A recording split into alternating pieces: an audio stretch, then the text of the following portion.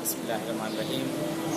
ये इस वक्त मैं सामर्रा में सामने मेरे पीछे आप ज़री देख रहे हैं मौला इमाम हसन अस्करी इस्लाम और इमाम हादी अलैहिस्सलाम, बीबी नरजिस खातून, बीबी हकीमा खातून, उनकी बारगाह में हाजिर हुआ हूँ। इस बारगाह में सामर्रा जिसका नाम असल सुर्रा मन रआ था, और ये वो जगह है कि जिस जगह पर 3 मासूमीन इस जगह मौजूद हैं।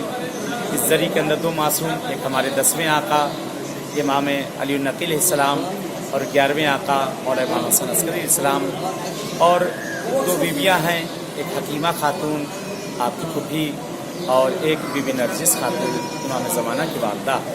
और यही हरम से ज़रा सा बाहर ज़री से निकलेंगे तो एक और मकाम है, मकाम इमाम ज़माना जो कहा जाता है, मकाम गैबत जिसे कहा जाता है। जिस जगह से हमारे ज़माने के इमाम ने गैबत की है कि वो भी इसी जगह, और यहाँ हमारे 10वें आका का घर था, इसी जगह पे हमारे 11वें आका का घर था, इसी जगह पे हमारे 12वें आका का घर, और इसी जगह से हमारे 12वें आका ने गैबत की है। और यहाँ से गैबत का सिलसिला शुरू हुआ है कि आज भी हमारे ज़माने के इमाम ज़िंदा हैं।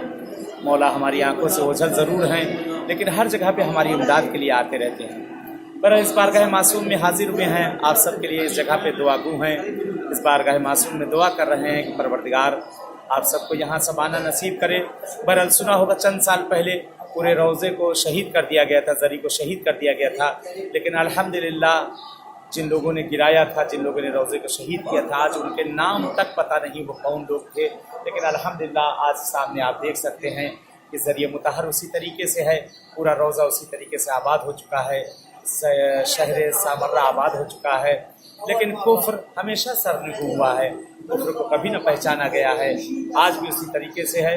बहरहाल इस जगह पे दुआगू हैं इस बारगाह में, खुदा जो बहरहाल परेशान हाल उनकी परेशानियों को दूर कर दे, जो मरीज़ बीमार उनको सेहत दे दे, और जो जिस तरह के भी हाजतमंद हैं उनकी शरई हाजत है उसे इनायत करे, और हमारे ज़माने के इमाम का ज़हूर हो जाए इंशाअल्लाह। इसी तरह जैसे इस बारगाह में मुलाकात हुई, इस किसी और मासूम की बारगाह में मुलाकात होगी। तब तक के इल्तिमास से